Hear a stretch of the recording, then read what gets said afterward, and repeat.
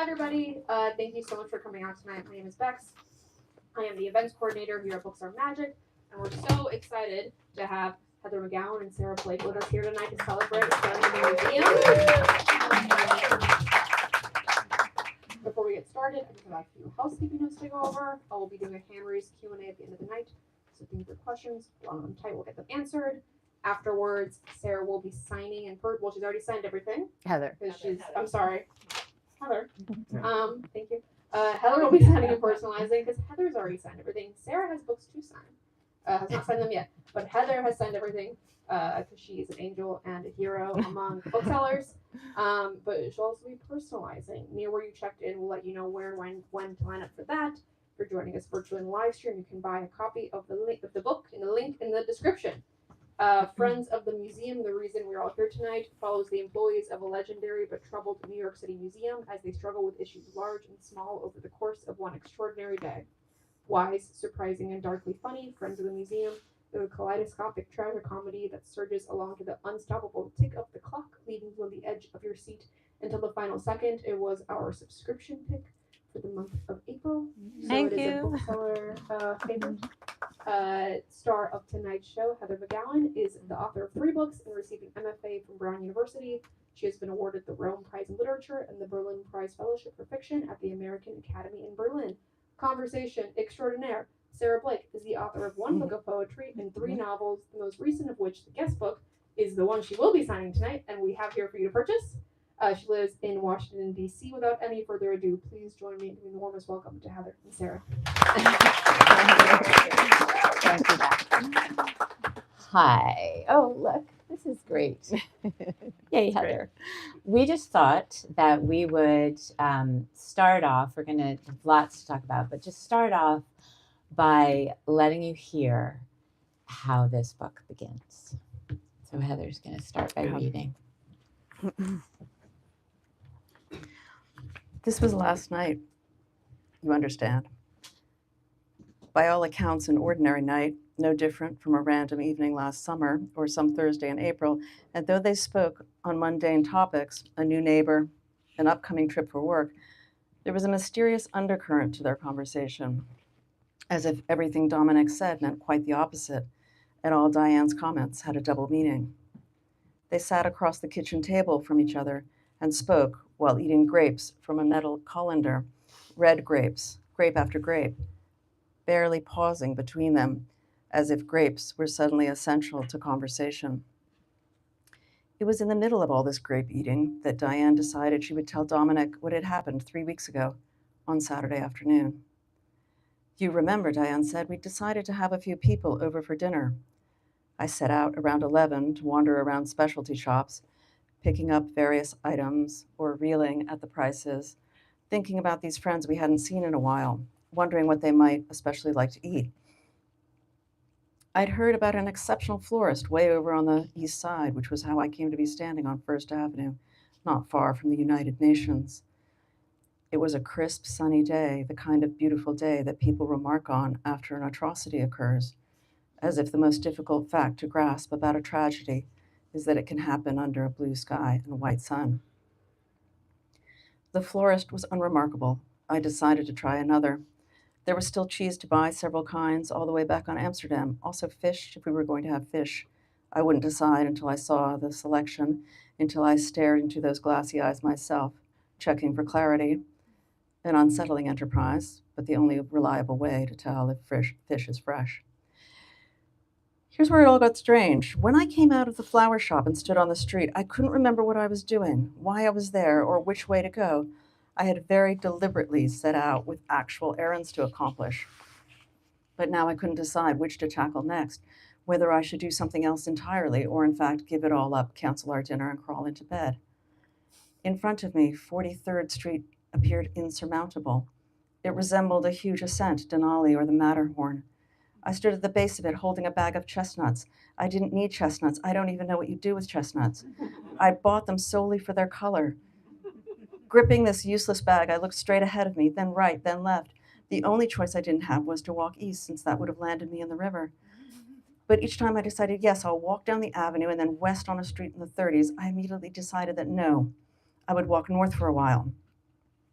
But before I'd even finished that thought, it seemed ridiculous, and the better plan was to head straight up this daunting hill, which isn't a hill at all, of course, but completely flat.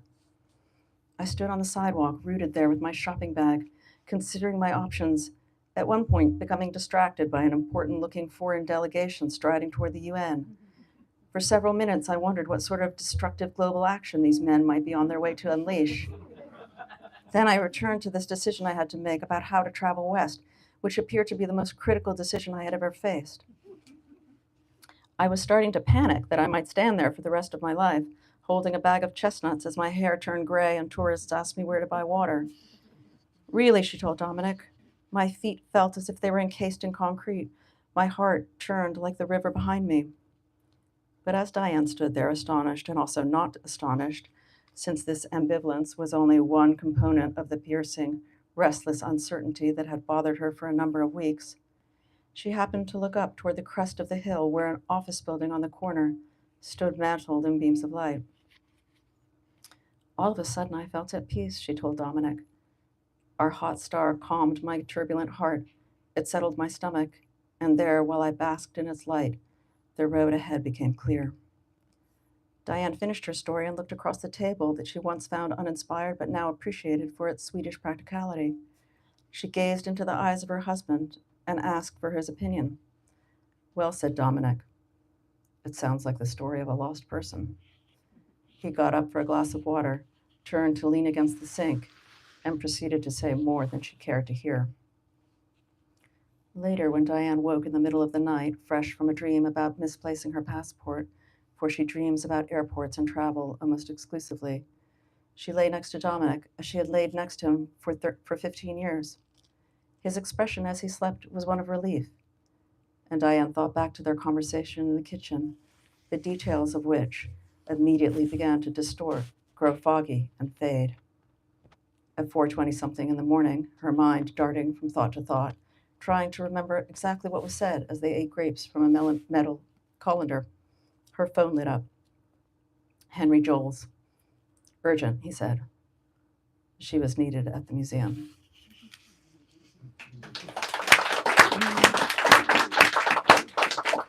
And we're off. So one of the things that I just want to sort of pause before we dive in is the fact that this prologue that you've just heard is basically the sort of longest and it is unlike much of what follows. It's, you have a sort of Mrs. Dalloway moment. She's deciding she's going in, she's going to be buying flowers. You have a woman on the verge of some kind of something who's lost. She's there, at the crossroads, and the museum calls, and it's urgent. And what comes after in these sort of next 450 pages is this, 24 hours with 7 other characters who are waiting in the museum, each on the verge of their own crisis. You have a museum that has a funicular. You've got like a hanging restaurant that always looks to Diane like possibly it's going to crash on her head. There's this sense of just like incipient mayhem that's about to happen to Diane as she's going to move into the museum. And I think that one of the things like that cannot be overstated, how much fun lies ahead and how much kind of action. I want to talk a little bit about that too, but how this novel swerves and moves. I mean, it is literally like, you're on a roller coaster ride and it's thrilling and it's scary, but there is always the sense, because of Heather's prose, but also because of, you're moving from 5 in the morning to 5 or 5:30 to 5:15 or something. Yeah, 5:30, these 24 hours, and you're going like this. So there, if you are on a roller coaster ride, it's like you're in a car that's like definitely made by the Swiss. I mean, it is absolutely, you just feel so in the hands of, we are going on a ride here, and you swerve, like a fly on the wall. So I wanted to give you that sense from this sort of Mrs. Dalloway pause into this kind of rush of mayhem and humor, but also sudden just moments of unbelievable pathos where human beings are just, coming alive as they're walking through. So I guess let's just start by, how did this begin for you? Why a museum? Why 24 hours? Where did it start? I wish I had a great answer to that. And the truth is, I really don't know because I had been working on another book for about 4 years that was not cohering in any sense of the word. And one day I called a friend of mine, a writer friend, and I just asked for advice. I was like, I just really don't know what I'm doing. I don't know how to make it work. And he just said, well, what if you gave yourself permission to just set it aside and just, would you have another idea for a book? I was sort of like, yeah, that's 4 years of my life. But, and we talked a little bit more. And then I went into the bedroom and I lay on the bed and I was like, I know exactly what I want to write. I want to write a book about a museum with 8 characters, 24 hours, switching perspectives. I think it's going to be about 600 manuscript pages. I think it's going to take me about 5 years to write. And it took me 8 years, and it was 600 manuscript. It was 580 manuscript pages, but I just had the whole idea. I think I had been listening to a lot of conversations around me about art, and I was just really interested in kind of like interruptions and chatter and, sort of messiness. Mm-hmm. And what does a museum give you? Like just the setting and the time and moving through it over 24 hours. Like what did that, you saw it that this is what you wanted to do, but as you were writing, like what does it give you to set it there? Like how did that start to open I like the up? claustrophobia. I wanted it to be kind of like this hermetic little sealed place. And then I also thought it would be a great way to just explore a lot of different things, sort of an unholy alliance between art and money, but also a lot about class. So it's very clear that like kind of the interns are the real underclass. And then it kind of goes up through the guards and the curators and ends with the benefactors. And, and that's very clear. I mean, the trustees have made sure that only the trustees use the funicular. It goes from the 4th floor to the 1st. And which is a total folly, right? That's in the middle of this thing. It's completely nuts, and it plays a big role. It does. And they have a special elevator just because just to prove that they're important and they're special.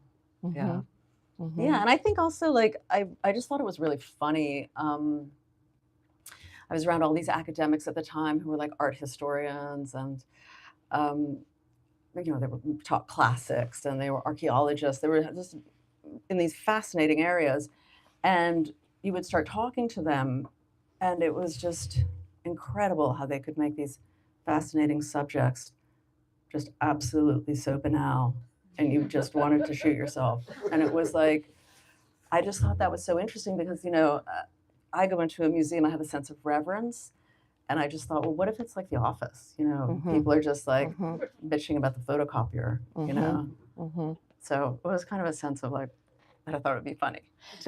The Office is actually it's a great sort of little referent for this too. I mean, again, thinking about the grandeur and the, just marble and Renoir and Chagall, and then the copy editing or the copier. So it is the way in which those worlds all crash together and they insist on each other. But it's also what creates then the sort of the moments that happen. I mean, talk a little bit, maybe just so we can put in front of everybody.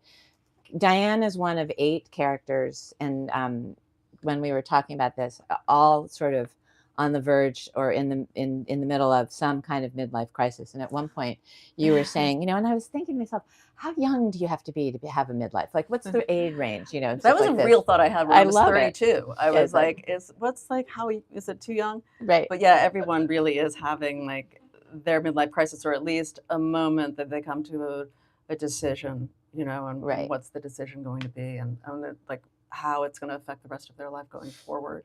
And the 24 hours, in some senses, is the container around these moments that that you're going to come to a decision, and then devolve out of it. Yeah. I mean, just maybe could you give a sense of the situations of the 8, just so that we have a sense of. Oh God, really? And there's Diane. You're gonna tell me who you're we gonna do this. just have. So yeah, there's a woman who's pregnant who needs to decide whether or not she's going to keep the baby. Mm-hmm. She's the costume. Yeah, there's a man who's gotten a fatal diagnosis and he needs to figure out how he's going to, make things right with his family, or if he will. There's a film curator who, what is his decision? It's been a while. I mean, he. Like whether or not he's made a horrible mistake. Oh yeah, breaking up with his girlfriend. Yeah, and then there's Clive, who has both, has to kind of like metabolize the loss of his best friend and decide whether he's going to go and kind of reunite or fix things with his father, who's probably dying in England. Mm-hmm. Yeah, is that it yet? There's also a woman also trying to decide whether she's leaving her husband, and And then Shay. there's a chef who's lost yeah. his wife. wife. Yeah. And then there's Shay, who is. Well, she's got the big decision. She has the big She's the decision. big decision. She sort of sets the bomb at the center of the Yeah. novel. But I wanted to think about just sort of, you hear these situations. Each of these characters is ranging from like 32 to 63, I guess. Yeah. Henry is. But one of the things in terms of, again, setting in a museum, the background being art or certainly manufactured beauty, all of them are having this sort of 24 hours of sort of pivot, and all of them in some way are linked by fakery. And I wanted you to talk a little bit about that. The very first line of the novel, after Diane's Mrs. Dalloway moment, is, "Could he be faking?" And maybe you could talk a little bit about like fakery and faking in this. Yeah, it was something that was sort of that I wanted to hide a little bit. I didn't want to notice, but that it was there, sort of like underneath it. The idea of authenticity. I mean, there's a statue that's possibly fake. There's a lot of like twinning, mirrors, mirrors where people hoped there would be windows. And I don't know, it just felt like I think sometimes I think that not writing a novel is kind of boring, and so I'm always putting games in for myself, and so it was like, well, this is something that would kind of like have a commonality between all of them, and kind of make them all have one common trait that could carry through. They're all liars, and they're all liars Mm-hmm. to themselves, Sure, and to the sort of general world. But I mean, I think one of the things that is both endearing, but also, I mean, to us about them, but also, again, this is how Heather has sort of bounced these people walking through their interior lives. I mean, you're not just a fly on the wall, you're a fly in their head. Mm-hmm. So you're on the wall in the head, and also you're, let's say you're in Heather's head, and then there are 37 extra characters, and there is a cast of characters. I mean, we can't overstate how like mayhem and fantastic the sort of canvas is. But you have other characters who are then noticing like, oh yeah, that's that McGowan, whatever. So there's constantly this sense of like gossip, but then you're inside and outside, and you're moving through hour by hour, timestamp, and that each character is lying and is walking through the world, that way, and in this fakery. And maybe let's you had said, or you wrote recently, that you wanted to write a novel that where it felt like a movie. Yeah, felt like a movie. Yeah, I wrote this essay about how when I start a book, I like to really think about the experience I want the reader to have. Not necessarily emotionally, but just like, what does it feel like to read it? And so for this one, I just thought I wanted you to feel like it was happening to you, that you didn't really have to like, that, I mean, it would be great if you didn't have to read it, but that it was happening to you in the way a film did, that you were just sort of like you said, like a fly on the wall. And so originally, I thought a lot about Robert Altman and just having these kind of intersections and interruptions and a feeling of like, controlled chaos, I guess, is what I would say. Yeah. Let's hear it. Why don't you read the, your short bits. your bits where you move. I mean, so you can have a sense of just how what we're talking about, this kind of movement, but also the sort of inside outside that's going on. So I can't remember what pages they are. I'm.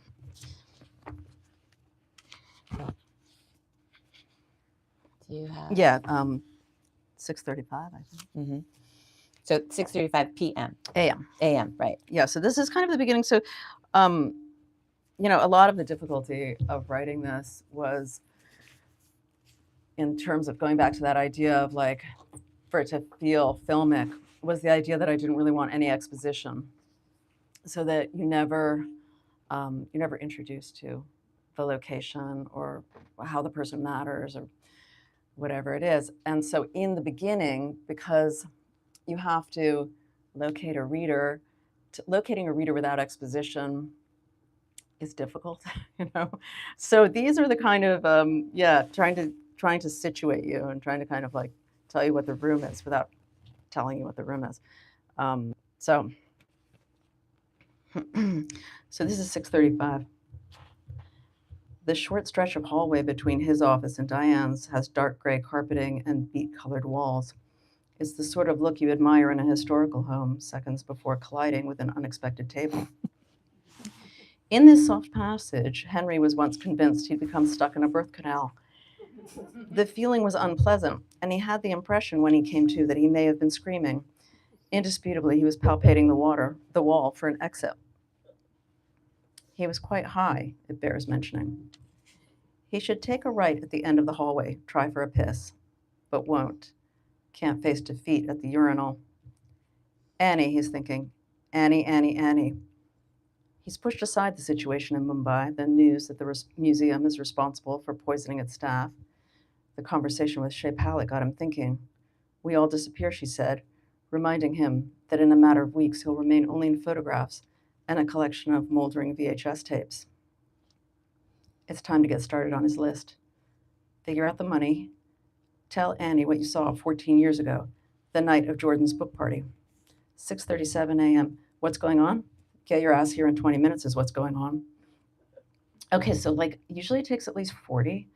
Nikolic struggles to open the window without dropping his phone. And the way the C's been running, see you in 20. The phone goes dead.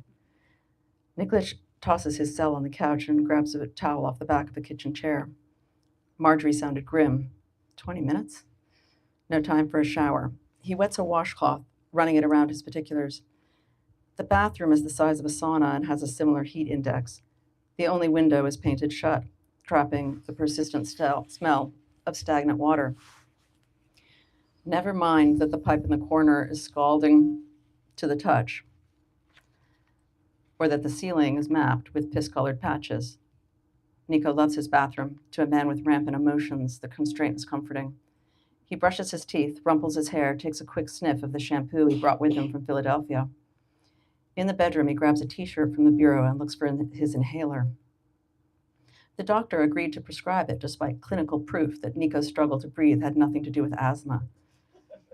Back then, even a fairly dickish medical professional could muster some sympathy. He finds the inhaler under the bed, throws it in his bag, pulls on his shoes, locks the door, and runs. 6:39 a.m., eating fancy beans, they talked about root canals, movies, how Trevor's cat was mowing its belly clean of fur. The party was for Jordan's second novel. The writer's healthy, some may say stratospheric, self-regard gave his friends license to snicker behind his back that really one book would have been enough. Even Jordan mocked his sultry author photo. They were old friends, closing in on 50. What right did they have to be so calm? Time was speeding past. There was insufficient panic, Henry thought, when he withdrew to the kitchen on the pretext of stirring. At the end of the night, Annie went down to help with taxis and walk Maud to the end of the block and back. Upstairs, Henry puttered around the apartment, setting things right, stacking dishes. How content he was to putter and put things in order, but in a larger sense, he remembers feeling deep happiness, a kind of awe that his wife had ever chosen him. The windows were open, the air was fragrant and evoked the approaching autumn, things not yet dead. He was very aware of his life, as you are in certain moments, smelling the change of season, recalling the sense of childhood. He walked over to the window, pulled there by these fragrant eddies, wiping his hands on a dish towel scribbled with some French crap, pistou or incroyable. On the street below, Annie and her friend Millicent were standing together saying good night. Henry watched these old friends as he dried his hands, and perhaps because he was thinking of his boyhood, a time when stars in the suburbs were still visible at night. It took a moment to understand what he was seeing. An embrace. Not an innocent hug. No, this was lustful, hungry. Were they in love? They clung to each other, his wife and Millicent, the dog at their feet, innocently panting.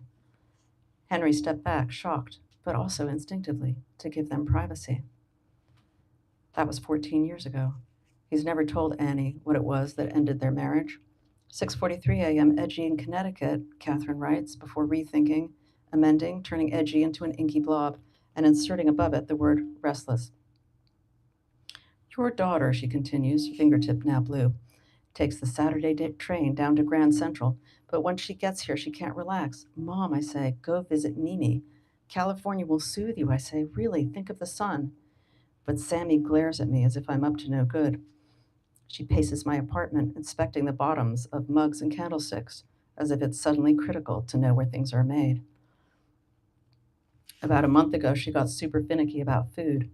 Now she's suspicious of raisins and won't order off a menu, tearing at her cuticles, listing what's wrong with the two-party system.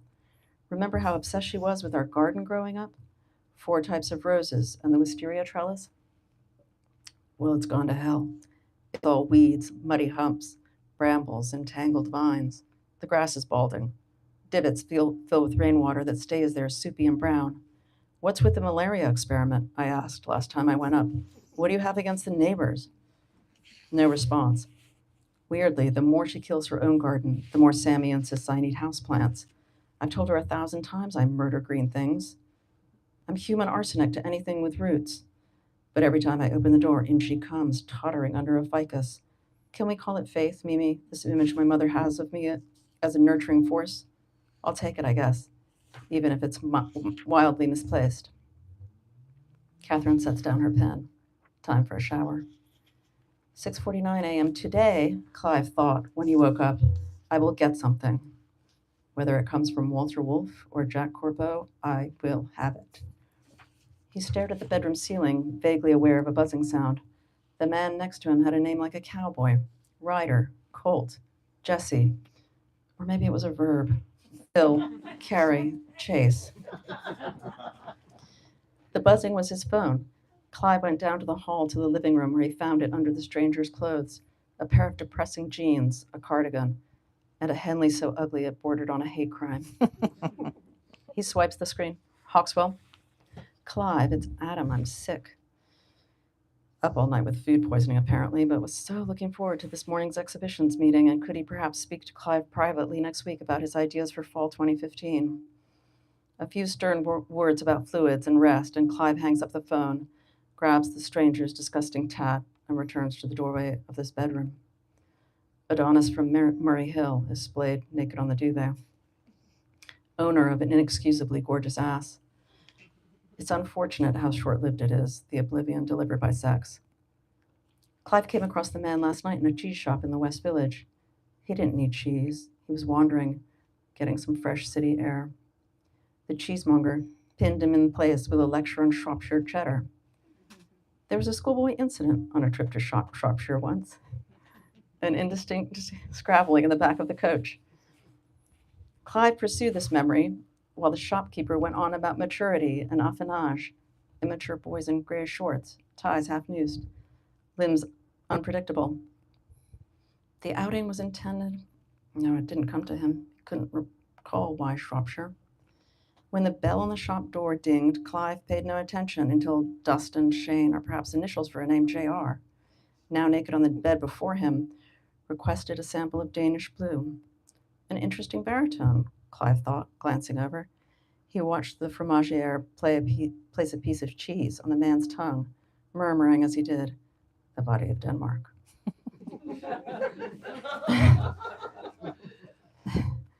All the Catholics are laughing. The stranger had a silly haircut and a big dumb head, but savored the cheese slowly with his eyes closed, which made Clive think, well, why not? 20 minutes later, they sat knee to knee in a bar down the street. Danish Blue was 32, originally from Newark, like dogs. Chased his Manhattans with a truly staggering amount of water, treating hydration as if it were a calling. Again and again, he shuffled to the toilet in a pair of plastic clogs. A high forehead tricked Clive into assuming the man had an open mind, but he spoke coarsely about socialized medicine. To shut him up, Clive brought him home and fucked him. Danish Blue stirs, rolls over. A large, pale foot emerges from under the duvet. I'm jumping in the shower. Afraid I don't keep coffee in the house. Dropping the man's clothes onto the bed. Door locks behind you.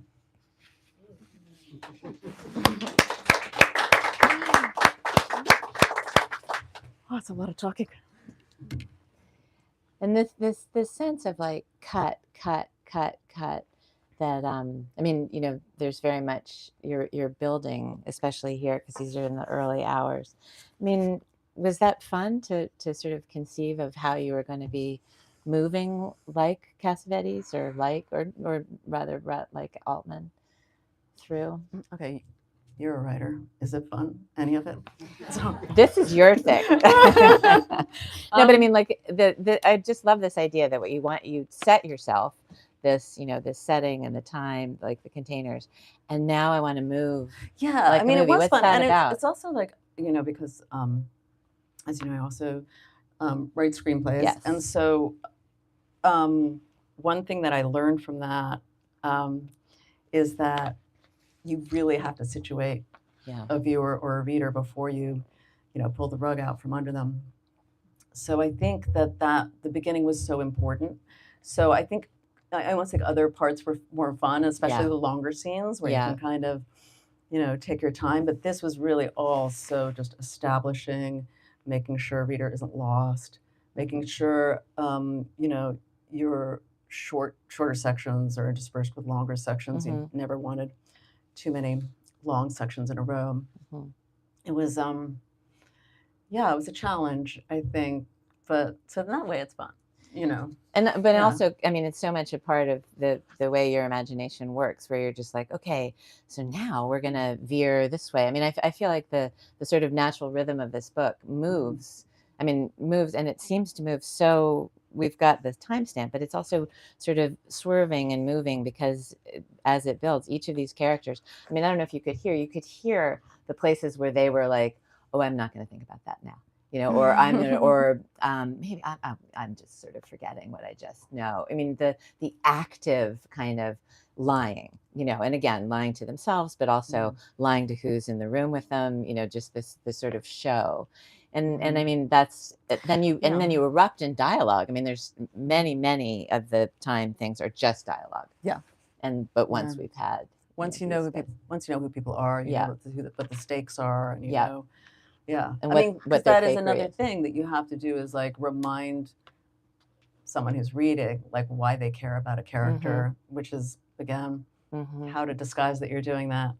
I know Maria's nodding, screenwriter. She's like, "Yep, I know, it's a pain." Right, don't show your work. In fact, it's like be sneaky. Yeah. I mean, and the sort of setup that we have. I mean, again, thinking of the fact that Heather set herself 24 hours. So the first 12 hours, we are, you know, from 5:30 to, well, literally 5 p.m., you know, so 12 hours in, the fakery, the setup, the kind of, woo, you know, just like everybody's getting ready for the gala. The gala is going to start at 8. Yeah, it starts at 8. Yeah. So, but at 5 o'clock, like literally at the, you know, halfway mark, people start breaking rules right, left, and center. It's hilarious. But then also right there, something happens, a scene happens where the fakery starts to have teeth. And it happens to one of the characters where you start to see like the deep kind of like the trouble that might be coming, and the pathos that comes as so then literally from Heather sets us up, so then from 5 p.m. to 5 a.m. we see that kind of devil, like the reckoning. And it happens during this gala where literally scenes are coming. I mean, people are they're stepping out of their dresses, things are falling down from the sky, and maybe I don't know, maybe we could sort of end thinking a little bit about how the novel moves from this into the last. Well, yeah, I mean, as you say, you build it up and then you pull it all down. Yeah. I definitely wanted that velocity to start to happen, that everybody encounters a moment of breaking apart. And where the sort of fakery hits whatever reality is, and Diane, everybody starts to understand that actually now has come the moment where they have to decide something, and we start to see characters thinking about. I don't know. Do you want to read the Diane part, or the part where she's thinking? Oh yeah. About, you want to end with, with that? Because I think one of the things, like just in this little mini that you're hearing, there's that sort of beginning and end. Diane is the, she's the sort of I am large, I contain multitudes. The museum and all of it has happened between her beginning and where we end with her. But this moment, there's definitely that sense that she's, with an ensemble, you always have to have just the one person who's just a little bit more. She's the Dante. Yeah. All right. So this is it's kind of a bookend to the. So this is like she's getting ready to do her makeup. So it's like all about to start falling apart. 6:37 p.m. Behind the house was an old barn stuffed with the previous owner's cat miscellany. She and Dominic spent a week piling tchotchkes high in one corner so Dom could build a workshop using wood from a bureau he found at the dump. He was suspicious of the store-bought cabinets that promoted order. Workbenches, he thought, should be handmade and half-assed, crude, wooden, spattered with paint and gluey blobs. That was the proper backdrop for creative thinking. During that time, the time of the workbench, Dominic looked at Diane differently, as if he were surprised to find her there. But it wasn't an unpleasant surprise, quite the opposite. For his birthday, she gave him an expensive plane for shaving wood, and he gazed at it with the devotion of a father meeting his newborn son. Don't do that with your forehead. Marcy stands back with her palette and brush. Sorry. It was a heady time being seized by the good life. In the summer, they woke late to the sound of cicadas and a morning thick with green heat. There was no air conditioning. They kept the windows open at the bottom and shaded at the top. In late spring, a circle of maple trees sent down showers of tan apostrophes. They had a long flirtation with solar plant panels, a shorter one with composting. Farmers markets for apricot jam and exotic mushrooms, discussions, both sober and drunk, about beehives. The world is running out of bees. The two of them were on hand to help. Also honey, they thought, would be a pleasant accessory to the country life. But a neighbor dissuaded them from beekeeping with a long anecdote involving his genitals. After a few fires filled the house with smoke, a meth head of a chimney sweep drove down from Albany to pronounce the fireplace dead. Sitting back on his grubby boot heels, picking his teeth, no point in fixing it. He comes to mind on occasion in the middle of the night. But she and Dominic were upbeat and vigorous from all that country air. Defective fireplace? No problem. They ordered a pellet stove, and when it arrived, had sex on a mildewed horse rug spread out romantically before the heat. In the country, Dominic baked bread and built shelves. He wore espadrilles, as only a confident man can. And Diane discovered the power of diversion. A promising tag sale had her setting the alarm. The haggling was addictive. She brought a woman to tears over a chipped crock pot. She clipped back vines, ordered seeds. In a pair of chic rubber boots, she dug a trench to lure rain away from the house. Quests of various sizes filled their weekends, painting a bathroom, finding a rain barrel, correcting the balance of their soil's pH. It was absorbing stuff. The sense of purpose was gratifying. And then it came to an end. One night, Dom went downstairs for a glass of water, flipped on a light, and found a possum staring back at him. sprawled on the counter like a saucy odalisque. Museum work began consuming more of her weekends. Raccoons chewed through the eaves. They couldn't rid the den of an unappealing odor of vinyl, sour milk, and horse. After a year on the market, the house in Tivoli went for a loss. And this is what she's thinking after she's just remembered what she had forgotten that first, in the very first thing. Yeah. And this is what, and then we see this play out over the next 12 hours. But I think that's a great good way place to to Stop. Yeah. to stop. And Yeah. thank you. Thank you. Heather, very much. Thanks to Sarah. So so we can take Yeah, questions. questions, You can yeah. take Okay. questions. Yes, Maria. So we both know that screenplays are a beast. Features are really hard.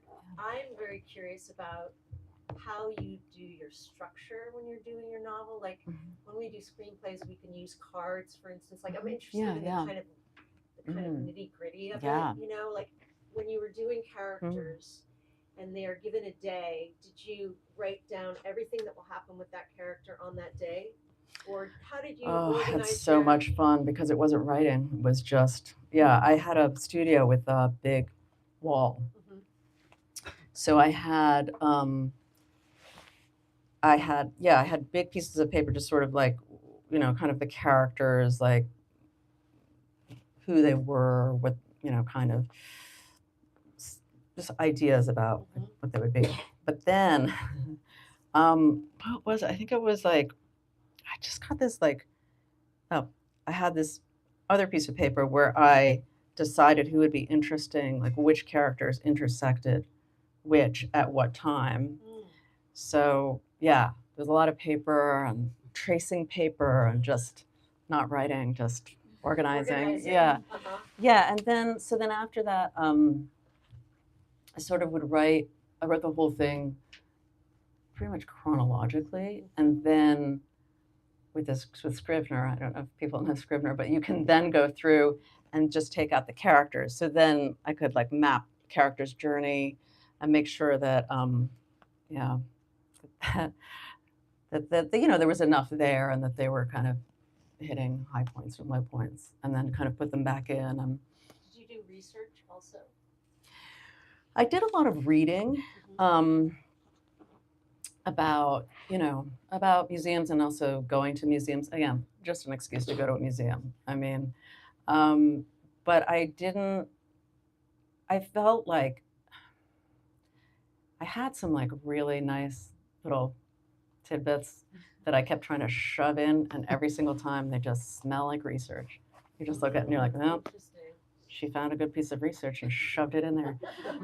So it was more like trying to get like the atmosphere and but it's completely made up. I mean, I have no idea like how a merchandising meeting works at the Met, So like the atmosphere, I think, and kind of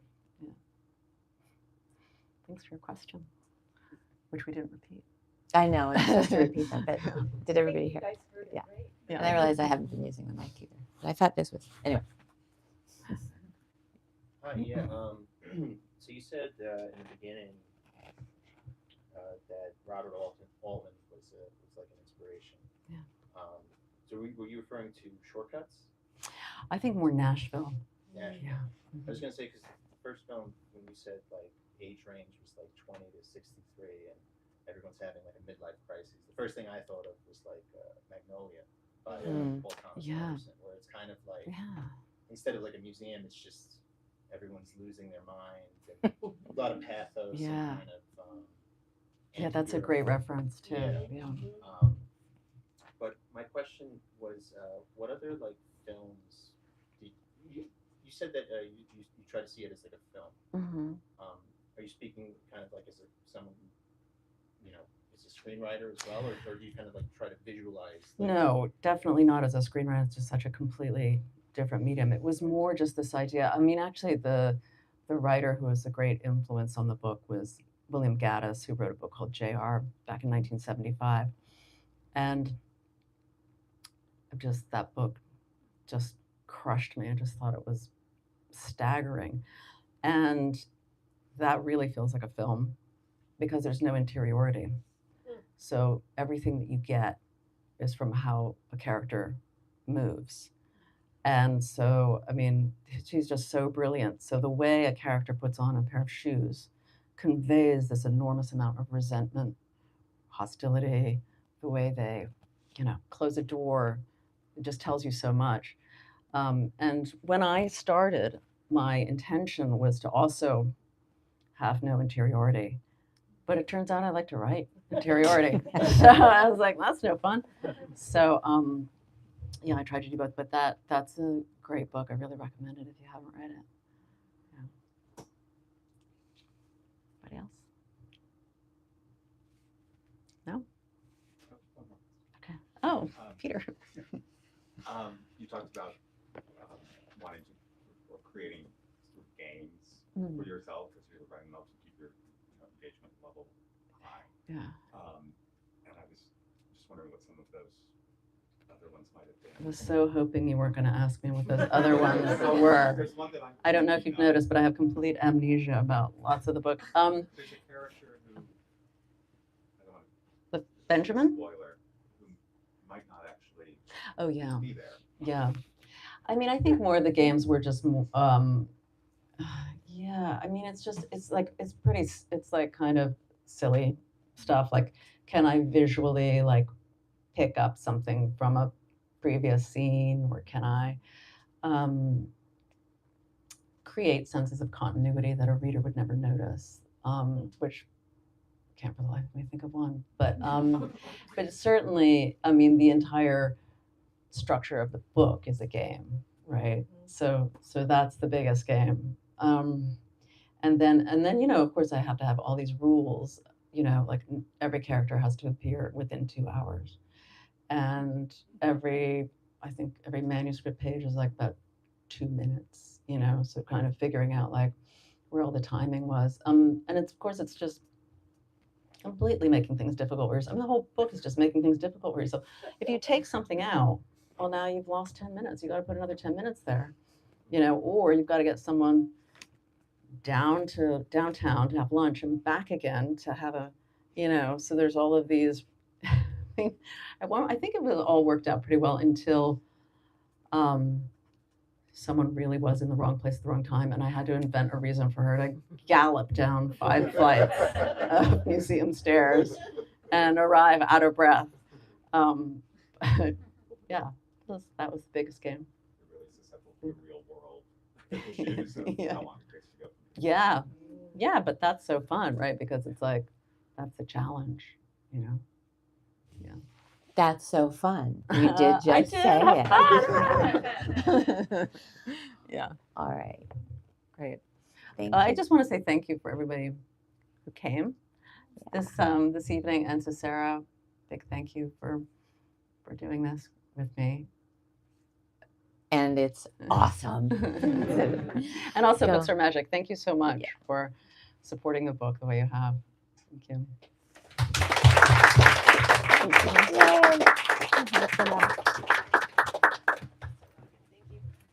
Thank you again for coming out tonight and joining us. Thank you to Heather and Sarah for talking with us and hanging out. If you're still listening live stream, you can buy a copy of the book in the link in the description. If you're here, we have plenty of copies. You should buy them all. Those holidays this weekend. They don't traditionally give books, but you can change that by buying from the museum today. At the register, my lovely coworkers are pointing to where Sarah is going to be personalizing your books. We will have you kind of line up along the side and down into this almost center aisle. Please make sure to grab your belongings and have a great night. Thank you.